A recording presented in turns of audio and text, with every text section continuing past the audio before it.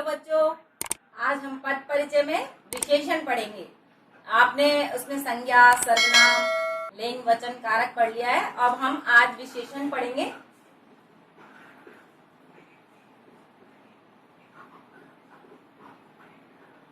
विशेषण, जैसा कि आपने इसमें देखा, विशेषण जो विशेषता बताता है, यानी विशेषता बताने वाले।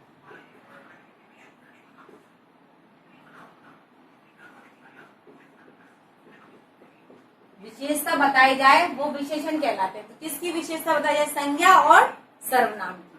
संज्ञा और सर्वनाम शब्दों की विशेषता बताने वाले शब्दों को विशेषण कहते हैं। तो आपको मुख्य याद रखना है संज्ञा या सर्वनाम। इन शब्दों की विशेषता बताएगा तो वो विशेषण कहलाता है। जैसे कार,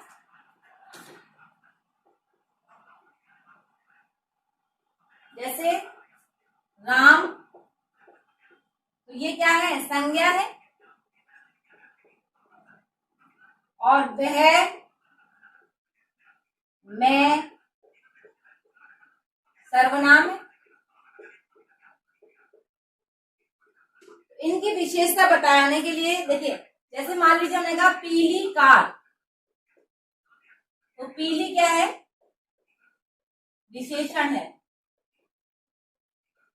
और विशेषता किसकी बताई जा रही है? विशेष, ये विशेष कार की विशेषता बताई जा रही है, इसलिए ये विशेष है। तो संज्ञा की विशेषता बताने वाला शब्द है पीली। और यहाँ राम है, तो राम क्या है? मतलब सुंदर है। राम सुंदर है। किसकी विशेषता बताई जा रही है? राम की। तो यहाँ सुंदर शब्द क्या है? विशेषण है।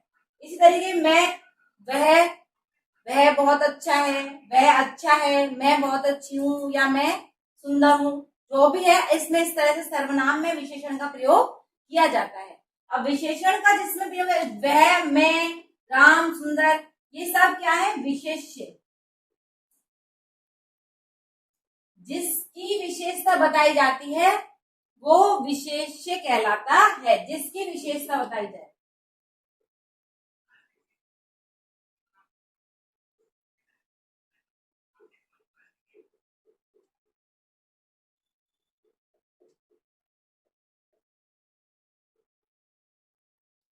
देखिए, आपको ये समझ में आया? संज्ञा सर्वनाम शब्दों की विशेषता बताने वाले शब्द विशेषण कहलाते हैं, और जिसकी विशेषता बताई जाती है वो क्या कहलाता है? विशेष्य। तो यहाँ आपने यहाँ तक क्लियर हुआ। अब हमें एक चीज और ध्यान रखनी है कि इसमें विशेष्य विशेषण में उद्देश्य विशेषण और विधेय विशेषण और होता है। उद्देश्य और विधेय तो आपने पढ़े होंगे। वाक्य में एक उद्देश्य होता है और विधेय, कर्ता होता है ये तो, और पूरे वाक्य जिसके बारे में कहा जाए वो विधेय। तो यहाँ पे एक उद्देश्य विशेषण है। यहाँ विशेषण के बारे में बात हो रही है, इसलिए अब हम उद्देश्य विशेषण और विधेय विशेषण के बारे में बात कर रहे हैं। तो ये क्या है? जैसे मान लीजिए मैंने कहा परिश्रमी छात्र सफल होते हैं। मैंने कहा परिश्रमी छात्र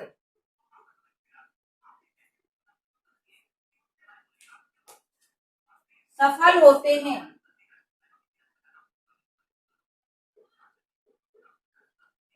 तो आपने देखा ये किसके बारे में बात हो रही है?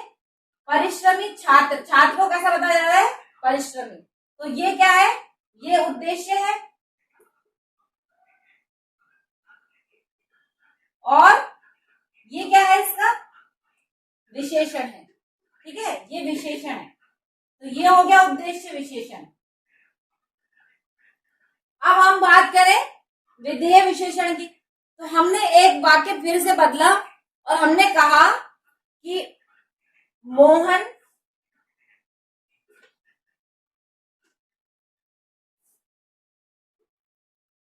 मैंने कहा मोहन, इसके बारे में जो वाक्य कहा जाता है वो विधेय होता है। तो हमने मोहन के बारे में कहा कि मोहन परिश्रमी है। तो हमने ये कहा मोहन के लिए, तो ये विधेय बन गया और ये विधेय विशेषण कहलाया।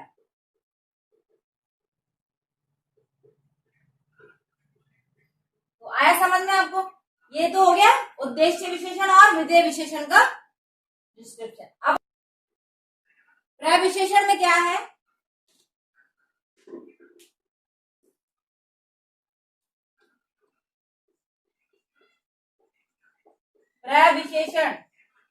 प्रविशेषण में क्या होता है? विशेषण की भी विशेषता बताने वाले शब्द, जो जिसमें विशेषण की भी विशेषता बताई जाए।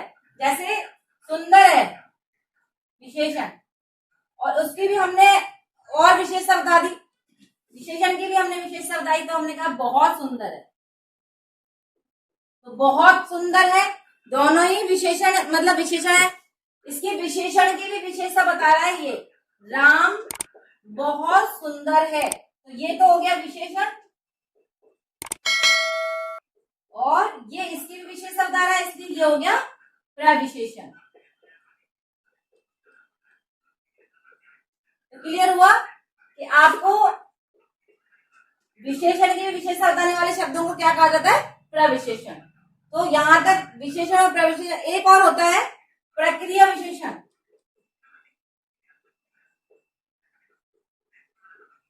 तो प्रक्रिया विशेषण में ये दिमाग में रखना है आपको, जैसे प्रविशेषण में क्या बताया जाता है, यहाँ पे हमारे पास संज्ञा या सर्वनाम शब्दों की विशेषता बताई जाती है, उसका भी विशेषण की भी विशेषता बताई जा रही है, वहां हम बताते हैं वो क्या होता है? प्रविशेषण। अब प्रक्रिया में क्रिया जो होती है, जैसे आपने क्रिया विशेषण पढ़ेंगे, वहां क्रिया की विशेषता बताई जाएगी। कार तेज चलती है, तो ये क्या है?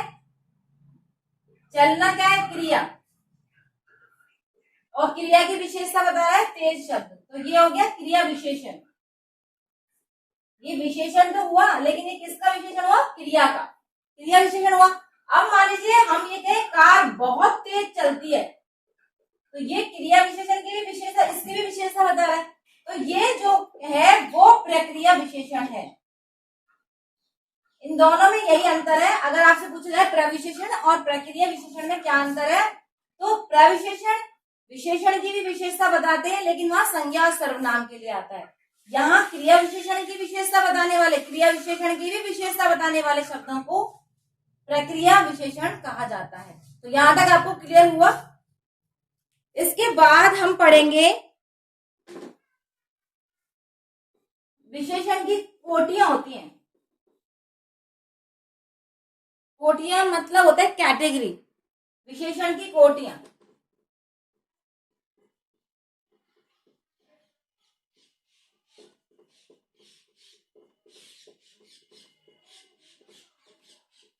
बहुत सरल है, अगर आप थोड़ा सा ध्यान देंगे तो। जैसे मान लीजिए मैंने यहाँ कहा, इसमें एक 3 कोटि है, 3 तरह 3 है इसके।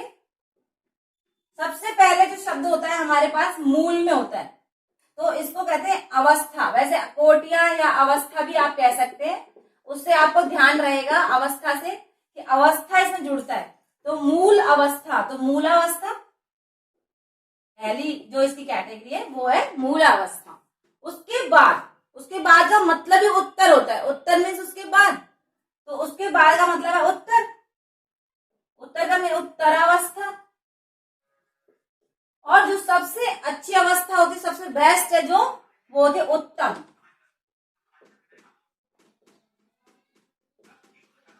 इस तरह से आपने देखा 3 कैटेगरी हो गई। उत्तम, उसका जो है सुपरलेटिव डिग्री, यहाँ पे कंपैरिजन किया जाता है, कंपैरेटिव। और ये उसका मूल जो रूप होता है, जिसमें हमें सबसे पहले जो शब्द होता है, जैसे मान लीजिए अच्छा है, यहाँ पे हमारे पास शब्द अच्छा, तो फिर हम कंपैरिजन करेंगे उससे अच्छा, और फिर उसके बाद में लास्ट है सबसे अच्छा। इससे तो आगे कोई किसी की तारीफ कर ही नहीं सकता। इस तरह से हमने देखा कि 3 कैटेगरी हो गई। इसलिए या राम अच्छा है या उससे अच्छा है। जब हम दो में करेंगे, राम किससे अच्छा है, यानी 2 का हमने तुलनात्मक अध्ययन करेंगे, तब हम कहेंगे राम श्याम से अच्छा है। ठीक है, उससे मतलब है राम श्याम से अच्छा है। या हम पूरी क्लास में एक कहेंगे, अमंग, तो कहेंगे सबसे अच्छा कौन है, राम है। तो उसमें केवल एक ही आएगा, सबसे अच्छा में सिर्फ एक होता है, किसी सब में किसी से कोई तुलना नहीं होती, वो केवल एक के लिए ही आता है। अब यहाँ पे देखिए ज्यादातर जो उत्तर में तर, आपको पहचान रहेगी तर।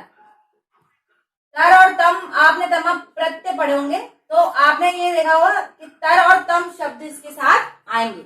उत्तम, देखिए यहाँ पे तम लिखा हुआ है और यहाँ उत्तर में तर लिखा हुआ है, तो इनकी जो पहचान है वो यही है कि आपको शब्द भी इसी कैटेगरी इसी तरीके से मिल जाएंगे। जैसे मैं कुछ उदाहरण अगर आपको दूं तो इसमें है जैसे प्रिय, प्रिय तर जोड़ देंगे, प्रियतर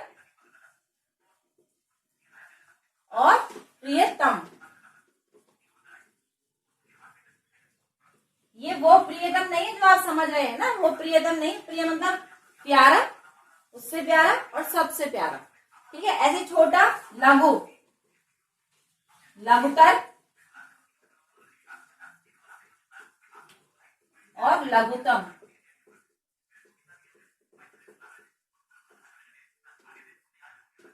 ठीक है, उत्तर, ऐसे उत्तर उत्तम आपने देखा हो, उत्तर उत्तम मूल में ऐसे है इसका कोई भी वो है, तो आप तीनों से मिलाकर कोई भी शब्द इस तरह से बना सकते हैं, अधिक, अधिकतर, अधिकतम।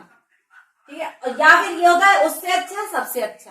जिस शब्द में हर शब्द में तर नहीं लग सकता, हर शब्द में तर नहीं लगता, तो हम क्या करते हैं, हम इससे अच्छा, उससे अच्छा, मतलब बेहतर, इसमें उर्दू शब्द भी है बेहतर, बेहतम, लेकिन हमने कभी प्रयोग में नहीं लिए, इस तरह से हम इनको प्रयोग में नहीं लेते, तो हम इस तरह से इनको बना लेंगे। इनकी जो आप विशेषण की कोटियां है वो छोटी क्लासेस में होता है कि बहुत ज्यादा हमें इसको पढ़ाना पड़ता है। 12th क्लास में हमें इतना है कि इसके बारे में जानकारी होनी चाहिए कि विशेषण की कोटियां कौन सी हैं। ठीक है, यहाँ तक ये हमारा क्लियर हुआ। अब हम पढ़ेंगे विशेषण के भेद। विशेषण के भेद में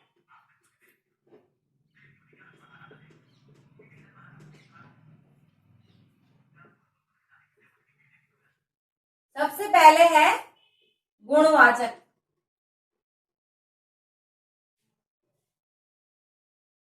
गुणवाचक विशेषण, उसके बाद संख्यावाचक, यदि हम किसी को गिन पा रहे हैं, संख्या है वो उसको, तो वो हो गया संख्यावाचक।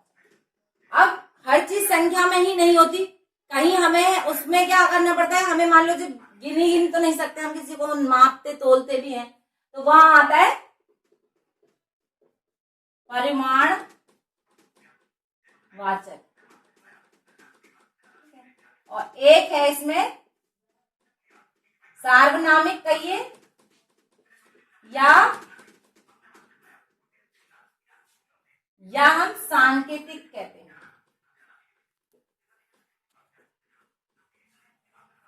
सार्वनामिक या सांकेतिक विशेषण।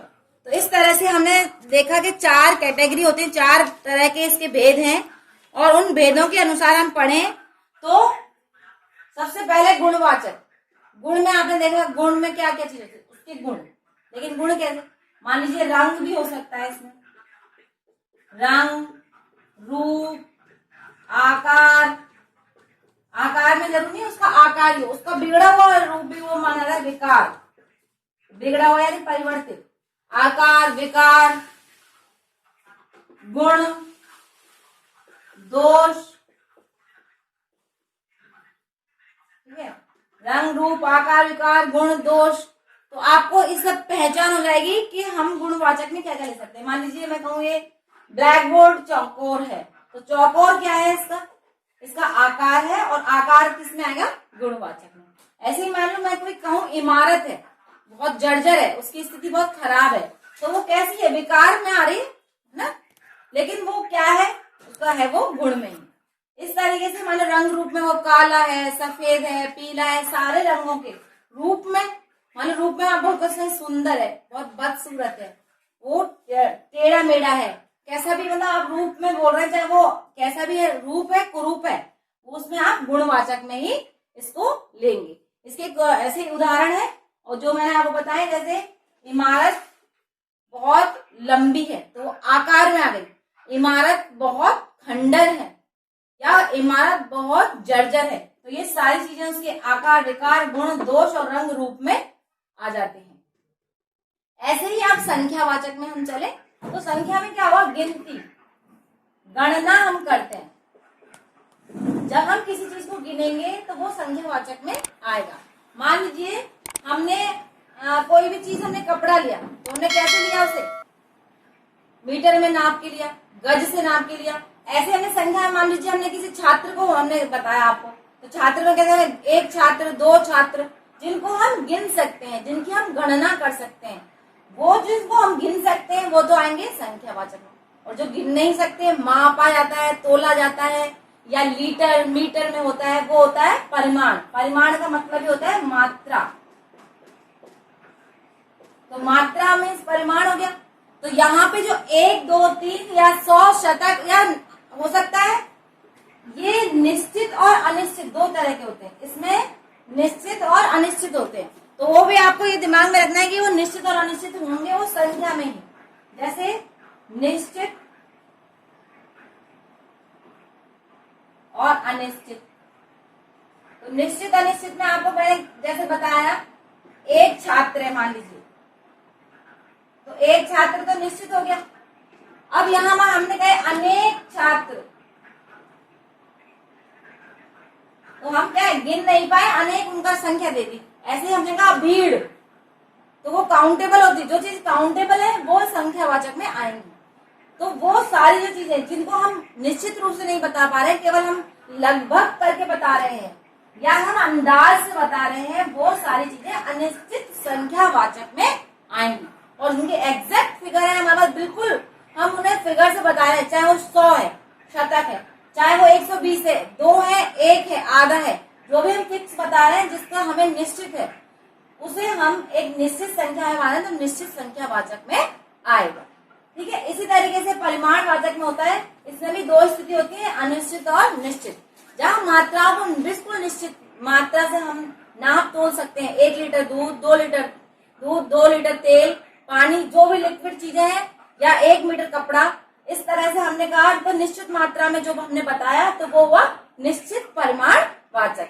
इसी तरीके से अनिश्चित है कि कुछ कपड़ा, कुछ दूध, बहुत सारा मतलब ये, तो हमने क्या किया, उसको देखा पीछे उसके मात्रा वाला है या गिनने वाला है, तो चला में बहुत सारा दूध, बहुत सारा पानी, तो वो क्या था, लिक्विड है ना, उसको हम क्या करते, गिन नहीं सकते।